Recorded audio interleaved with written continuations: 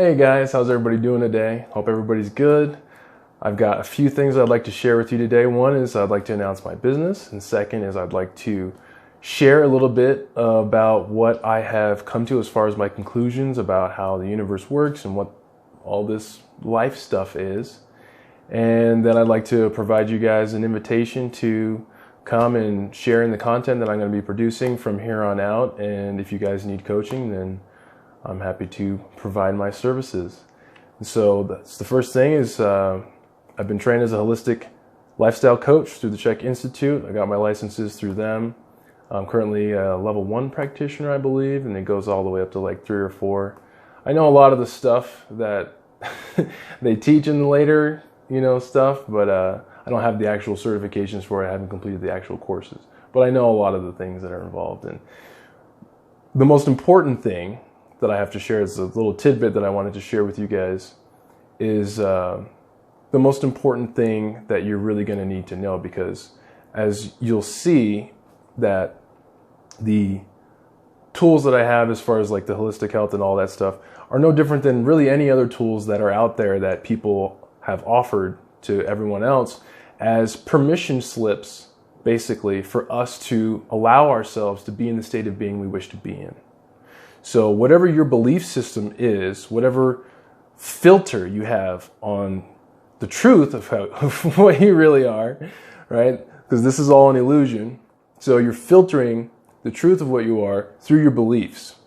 And those are going to determine what modalities are going to work for you, because you are the placebo. So whatever practice or tool or technique that you want to apply is only going to work as much as you will expect it to.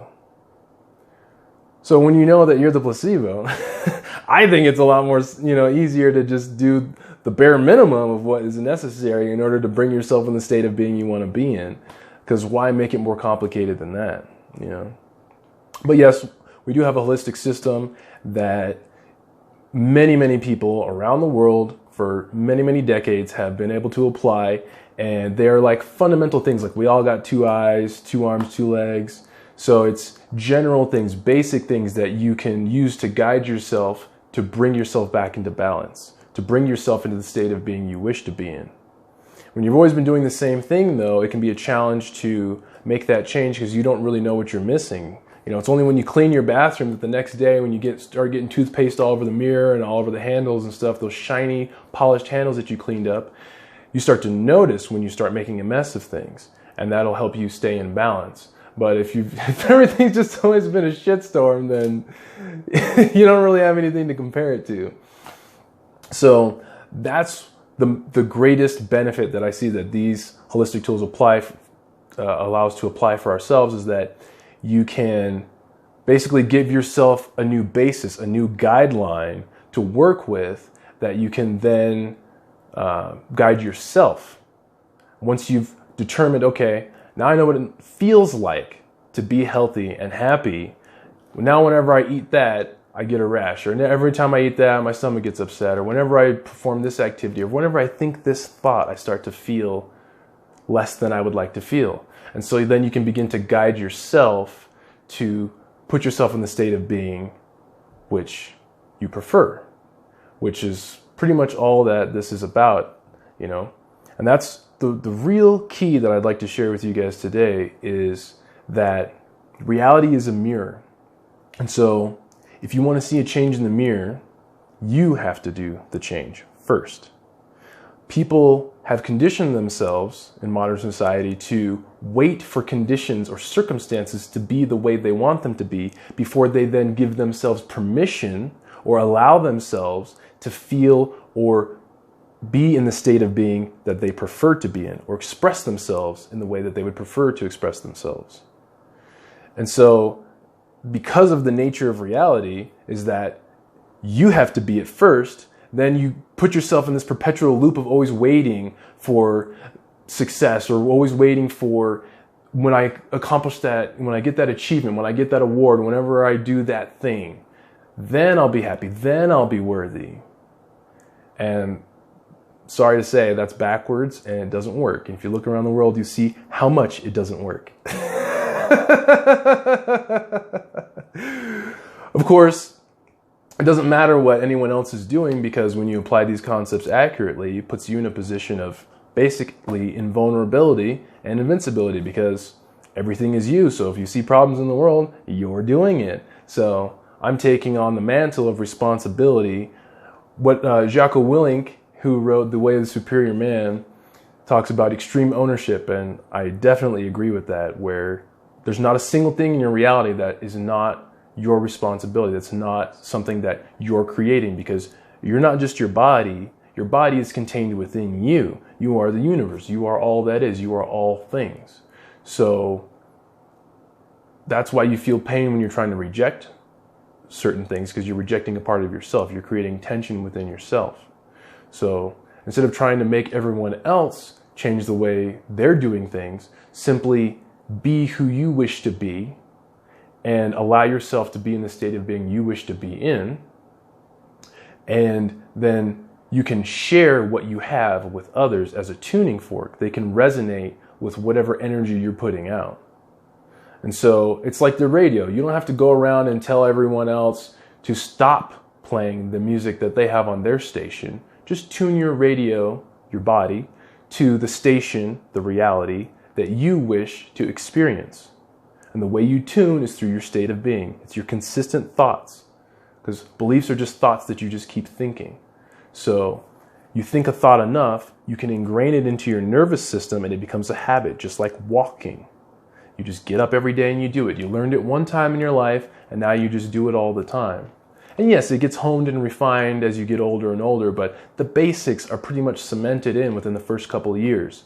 So what you want to do is consistently practice allowing yourself to be in the state of being you wish to be, and find whatever permission slip, whatever practice, whatever modality can work for you, that your belief system will allow you to take action on a consistent enough basis, so that you can build the momentum that is required in order to be able to then see the reflection from the universe around you.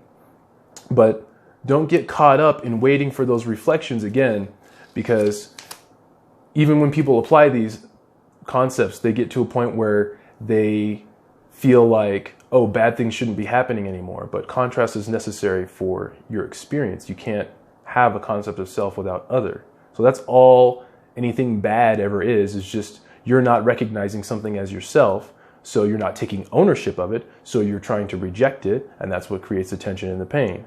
So when you recognize that there is something of value in there because it is you, then you can put yourself in a position to liberate that energy and transform it into whatever you wish it to be. So basically, life's a mirror, and if you want to see the change, you got to be the change. So that's what I'm doing, the best of my ability. And I'm really excited because I've been through a lot of stuff in my life. And, you know, it was really, really fucking challenging. But now I'm in a position where I can see all those challenges as gifts. And now I'm like a fire, where I see all the challenges in life as wood. It's just wood. It's just fuel to burn. And when you're burning something, it's the same as what I was talking about with the extreme ownership. And that's what allows you to cast away the shadows, because the shadows are nothing compared to the darkness of the matter, which you have taken ownership of. And so each one of us can be a little candle and spread and illuminate as we take more responsibility for our reality. So I'm taking more responsibility as much as I can without burning out my system, you know, by relaxing and being non-resistant. Because if you think in terms of masculine and feminine, giving and receiving, all the giving is happening. They said ask and you shall receive, but really they should have said ask and it is given. It's up to you to receive it. It's up to you to be receptive to it, to put yourself in that state of being, to focus your mind on the things that you want to see. So hopefully that helps you. Hopefully you're able to apply that. If you're having challenges applying it and you would like to learn more, there's a whole lot that I have to share. So feel free to go to my website, soulforgecoaching.com. I'll add stuff in the descriptions or the comments or whatever for all the links, and you guys can check me out. Go ahead and book a consultation if you're interested. We can talk more and we can describe how we can apply these concepts for your specific situation, whatever it is your dream is that you would like to bring into reality. And we can help you navigate around your silly limiting beliefs, no matter how real or impossible to overcome they may seem to be, and show you how you can apply this holistic process and state of being to reforge your life. Thank you.